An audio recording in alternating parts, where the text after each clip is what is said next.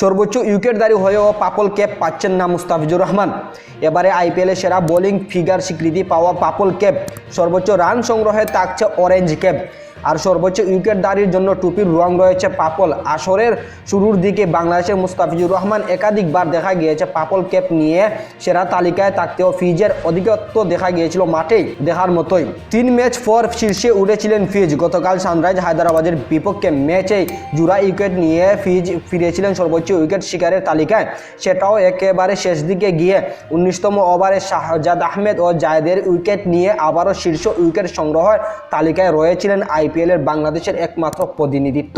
8 match শেষে এখনো ঝুলিতে রয়েছে 14 উইকেট। অবশ্যই শীর্ষে স্থানে উঠলেও হারানো পাপল ক্যাপটা পাওয়া যাচ্ছে না ফিজের। সামান্য সংখ্যা উইকেটে পাওয়া ভারতের জনপ্রিয় বুমরার কাছে রয়েছে সর্বশেষ স্বীকৃতি, মালিকানাধীন, তাকেই দেওয়া হয়েছে পাপল ক্যাপ।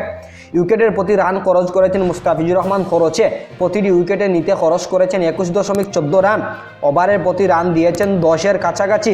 সে তুলনায় কৃপন বুমরা ভারতের এই বোলার 17.7 রান গড়ে দিয়েছেন, 14 উইকেট নিয়েছেন, আর ওভার প্রতি রান খরচ করেছেন 6.63। 14 উইকেট পেয়েছেন আরও একজন, তিনি পাঞ্জাব কিংসের হর্ষা পান্ডে। তবে রান দেওয়ার বেলায় তিনি পিচকেও ছাড়িয়ে গিয়েছেন। 23.38 উইকেটে রান দিয়েছেন 3, ওভার প্রতি রান দিয়েছেন 10.18।